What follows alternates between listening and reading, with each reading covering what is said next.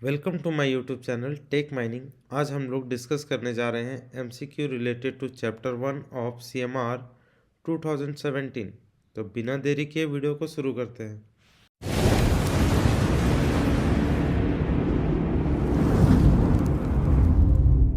First question है, atmosphere in which of the following is excluded from the general body of air.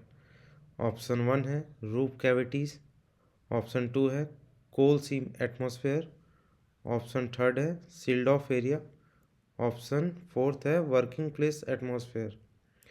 Question पूछ रहा है general body of air में कौन सा एटमॉस्फेयर को हम लोग एक्सक्लूड करते हैं, एक तरह से इंक्लूड नहीं करते हैं।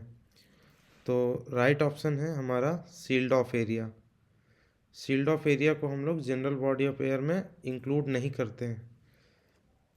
जनरल बॉडी ऑफ एयर में हम लोग इंक्लूड रूफ कैविटीज़ को करते हैं, कोल सीम एटमॉस्फेयर को करते हैं और वर्किंग प्लेस एटमॉस्फेयर को करते हैं। दूसरा क्वेश्चन है, which situation will legally qualify as a discontinued working. कौन सा सिचुएशन डिसकंटिन्यू वर्किंग को एक तरह से सेटिस्फाइड करता है। ऑप्शन ए है working sealed permanently after extraction, option B है working stopped temporarily but accessible, option C है working rendered inaccessible but intended to be reopen, option D है working abundant due to exhaustion of coal. Discontinued working generally होता क्या है, जब भी कोई working कोई रीज़न से अगर डिसकंटिन्यू कर दिया जाता है और वो वर्किंग नेचर में इनएक्सेसिबल होता है और फिर से उस जगह पे हम लोग काम करने को लेके अगर इंटेंशन उसमें रहता है तो उसे हम लोग डिसकंटिन्यूड वर्किंग कहते हैं। तो इसका राइट ऑप्शन है C, working rendered inaccessible but intended to be reopened. Intention हमारा फिर से चालू करने का उस वर्किंग को रहता है तो उसे हम लोग डिसकंटिन्यूड वर्किंग कहते हैं। थर्ड क्वेश्चन है, which of the following condition must be simultaneously satisfied for a seam to be classified as gassy seam of first degree. कौन सा condition gassy seam of first degree को satisfied करता है।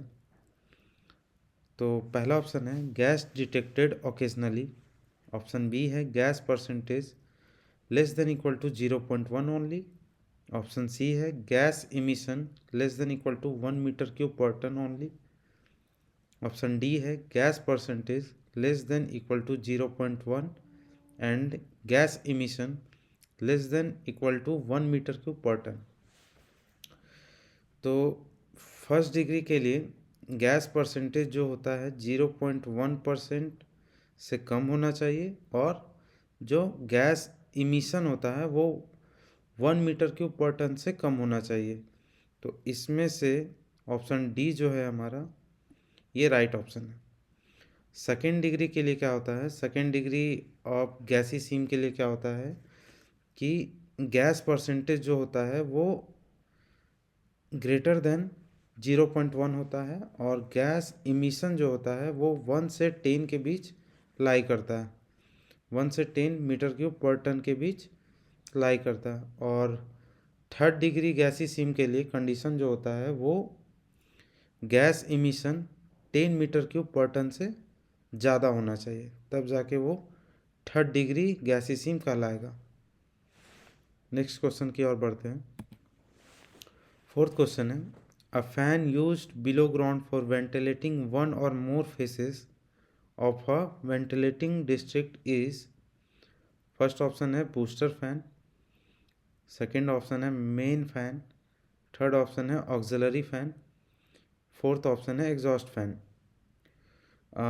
Below ground में हम लोग जो फ़ैन यूज़ करते हैं एक और उससे अधिक फेसेस को वेंटिलेशन देने के लिए, तो उस फ़ैन को हम लोग ऑक्सिलरी फ़ैन कहते हैं। तो इसका राइट ऑप्शन है C, auxiliary fan. Fifth question है, a fan used below ground to boost the whole current of air in an intake और रिटर्न एयरवे इज। इनटेक और रिटर्न एयरवे में एयर को बूस्ट करने के लिए कौन सा फ़ैन का हम लोग यूज़ करते हैं? तो पहला ऑप्शन है ऑक्सिलरी फ़ैन, दूसरा बूस्टर फ़ैन, तीसरा मेन मैकेनिकल वेंटिलेटर और चौथा एग्जॉस्ट फ़ैन। राइट ऑप्शन है बूस्टर फ़ैन। ऑक्सिलरी फ़ैन हम लोग एक या एक से अधिक फेसेस को वेंटिलेशन देने के लिए करते हैं।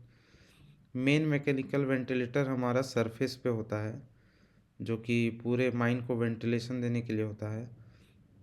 और बूस्टर फ़ैन हम लोग यूज़ करते हैं इनटेक और रिटर्न एयरवे में एयर करंट को बूस्ट करने के लिए। 6 क्वेश्चन है, which of the following person is specifically included in the definition of competent person?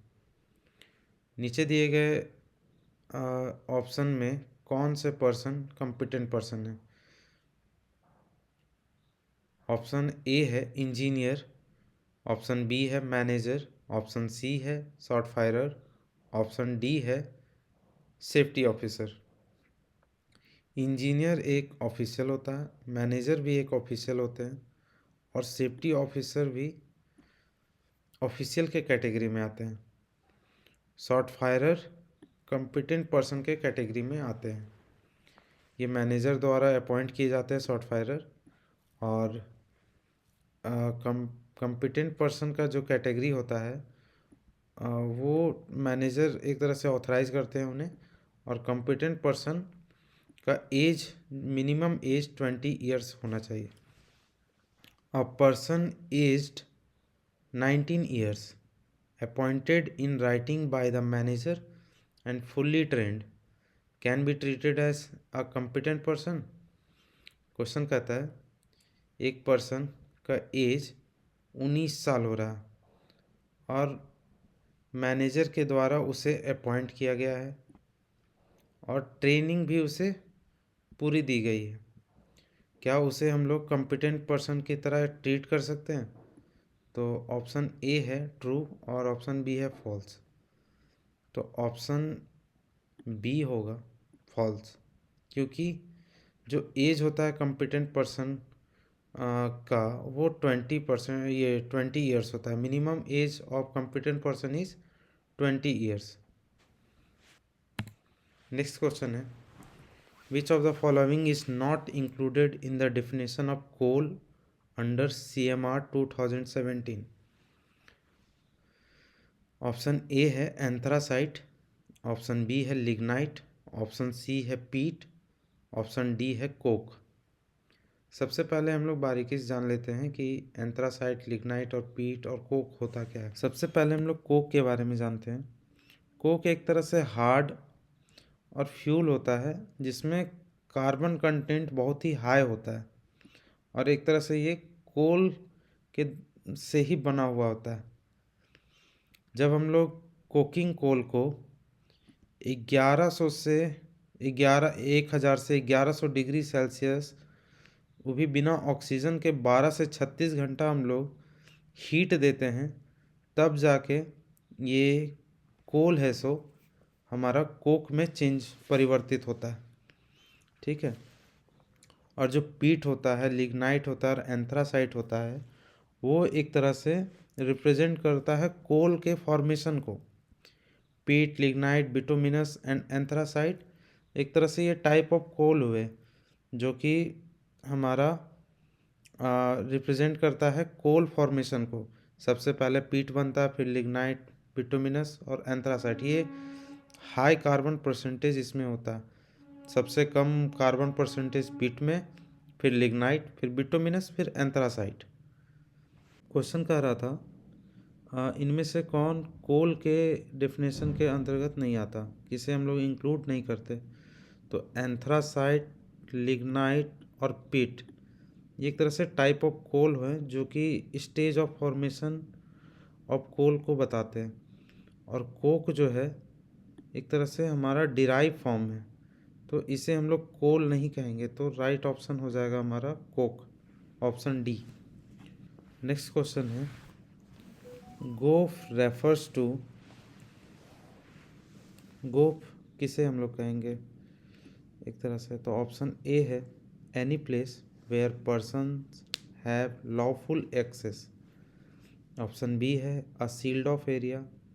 Option C है area from where coal has been extracted but is not a working place। Option D है abandoned working।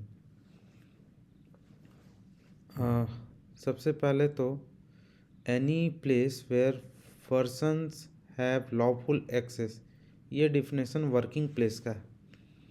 और sealed off area को goaf हम लोग नहीं कहते। तो और एबंडेंट एरिया क्या होता है कि कोई भी वर्किंग प्लेस को हम लोग जब अबेंडन कर देते हैं और कोई भी एक तरह से इंटेंशन नहीं होता है हमारा फ्यूचर में उस जगह पे वर्क करने का, तो उसे हम लोग अबेंडेंट वर्किंग कहते हैं। तो इसका राइट ऑप्शन हो जाएगा option C, area from where coal has been extracted but is not working place. जहाँ से हम लोग कोल है सो एक्सट्रैक्शन कर चुके हैं, उस एरिया को हम लोग क्या बोलेंगे, गोफ। नेक्स्ट क्वेश्चन है a person appointed immediately below manager and above overman and sardar is. Option A है सेफ्टी ऑफिसर। ऑप्शन बी है असिस्टेंट मैनेजर। ऑप्शन सी है इंजीनियर। ऑप्शन डी है प्रिंसिपल ऑफिशियल। तो इसका राइट ऑप्शन है assistant manager. Option B assistant manager. Working which is accessible includes unused working and where work is temporarily stopped is classified as abandoned working, discontinued working, disused working और गोफ। सबसे पहले हम लोग जानते हैं अच्छे से कि abandoned वर्किंग, डिसकंटिन्यूड वर्किंग और डिसयूज्ड वर्किंग किसे बोलेंगे। अभी हम लोगों ने गॉफ के बारे में जान लिया कि जो जहाँ से हम लोग कोयला को एक्सट्रैक्शन कर चुके हैं और वर्किंग प्लेस एक तरह से वो नहीं है हमारा, तो उसे हम लोग गॉफ बोलेंगे। बाकी के हम लोग अबंडन वर्किंग, डिसकंटिन्यूड वर्किंग और डिसयूज्ड वर्किंग को देखते हैं। अबंडन वर्किंग बोलता है working which has been abandoned with no intention for working in future. कोई भी इंटेंशन हमारा नहीं है कि हम लोग उस प्लेस पे फ्यूचर में वर्क करें। कोई एक रीज़न से वो उस प्लेस को हम लोग अबेंडेंट कर चुके हैं और कोई भी इंटेंशन नहीं है कि फ्यूचर में हम लोग उस जगह पे वर्क करें, तो उसे हम लोग क्या बोलेंगे, अबेंडेंट वर्किंग। डिसकंटिन्यूड वर्किंग किसे बोलेंगे, जब कोई भी वर्क को डिसकंटिन्यूड कर दिया जाता है कोई भी रीज़न से के कारण और उस वर्किंग उस प्लेस को फिर से हम लोग जब रीओपन कर सकते हैं तो उस प्लेस को हम लोग क्या बोलेंगे, disused working, discontinued working sorry. Disused working क्या होता है हमारा, टेम्पररी स्टॉप जब कोई भी हम लोग वर्किंग को कर देते हैं और वो एक्सेसिबल होता है तो उसे हम लोग डिसयूज्ड वर्किंग करते हैं। डिसकंटिन्यूड वर्किंग हमेशा इनएक्सेसिबल होता है। ठीक है, तो राइट ऑप्शन क्या हो जाएगा हमारा, इसमें कह रहा है कि वो एक्सेसिबल भी है, include unused working and where work is temporarily stopped is classified as. तो राइट ऑप्शन क्या हो जाएगा हमारा, D, disused working. Next question है which situation which legally qualifies as a discontinued working. कौन सा सिचुएशन हमारा डिसकंटिन्यूड वर्किंग के लिए सुटेबल है। ऑप्शन ए है working sealed permanently after extraction. Option B है working stop temporarily but accessible. Working rendered inaccessible but intended to be reopened. Option D है working abundant due to exhaustion of coal. तो अभी हम लोग क्या देखें कि जो वर्किंग इनएक्सेसिबल होता है और फ्यूचर में रीओपन होने का संभावना होता है उस वर्किंग को हम लोग क्या बोलते हैं, डिसकंटिन्यूड वर्किंग। तो इसका राइट ऑप्शन क्या हो जाएगा, option C, working rendered inaccessible but intended to be reopened. Next question है, which of the following is the most correct distinction between abundant and discontinued working. नीचे दिए गए हुए ऑप्शंस में कौन सा करेक्ट ऑप्शन है अबंडेंट वर्किंग और डिसकंटिन्यूड वर्किंग को जो एक तरह से भेद करता है। तो ऑप्शन ए है abundant is accessible, discontinued is inaccessible. ये ऑप्शन बी है abundant is inaccessible, discontinued is accessible. Option C है intention of future working exist only in discontinued working. Option D है बोथ आर परमानेंटली क्लोज्ड। तो both are permanently closed ये तो हो नहीं सकता, क्योंकि डिसकंटिन्यूड वर्किंग हम लोग फिर से एक तरह से रीओपन कर सकते हैं। ऑप्शन ए है अबंडेंट इज एक्सेसिबल और डिसकंटिन्यूड इज इनएक्सेसिबल। ये कंडीशन तो सेटिस्फाइड कर रहा है, बट फर्स्ट कंडीशन जो दिया हुआ है अबंडेंट इज एक्सेसिबल ये सेटिस्फाइड नहीं कर रहा, तो ये भी ऑप्शन हमारा नहीं होगा। ऑप्शन ए और डी एलिमिनेट हो चुका है। ऑप्शन बी है अबंडेंट इज इनएक्सेसिबल और discontinued is accessible. Discontinued working हमेशा इनएक्सेसिबल होता है, तो एक तरह से ये बी ऑप्शन भी हमारा एलिमिनेट हो चुका है। तो ऑप्शन क्या बच रहा है हमारे पास, ऑप्शन सी। तो right option option C, intention of future working exist only discontinued working. Future working के लिए जो फ्यूचर वर्किंग किसके साथ एग्जिस्ट करता है, डिसकंटिन्यूड वर्किंग के साथ, likely to be reopened in future. Next question है, which one is the most relevant regarding abundant working? Option A है accessibility decides abundant। Option B है intention of future working decides abandonment। Option C है duration of stoppage decide abandonment।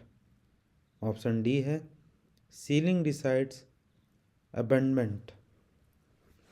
तो इसका right option हो जाएगा option B, intention of future working decides abandonment. Last question है, financial year means. Financial year का क्या मतलब है।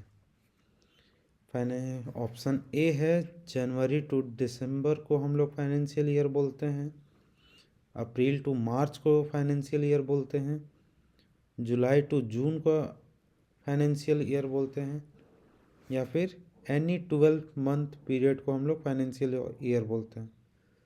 तो फाइनेंशियल ईयर जो होता है वो 1 अप्रैल से 31 मार्च के बीच के ड्यूरेशन पीरियड को हम लोग बोलते हैं। तो राइट ऑप्शन क्या हो जाएगा, अप्रैल टू मार्च। एक और होता है कैलेंडर ईयर, एक होता है फाइनेंशियल ईयर, एक होता है कैलेंडर ईयर। जो कैलेंडर ईयर होता है वो जनवरी टू दिसंबर, मतलब कि 1 जनवरी से 31 दिसंबर के बीच का जो पीरियड होता है उसे हम लोग कैलेंडर ईयर बोलते हैं। और जो 1 अप्रैल से 31 मार्च के बीच का ये पीरियड होता है, जो टाइम होता है, उसे हम लोग बोलते हैं फाइनेंशियल ईयर। आशा करता हूँ कि आपको ये वीडियो बहुत पसंद आया होगा। Thank you for watching. मिलते हैं नए वीडियो के साथ। धन्यवाद।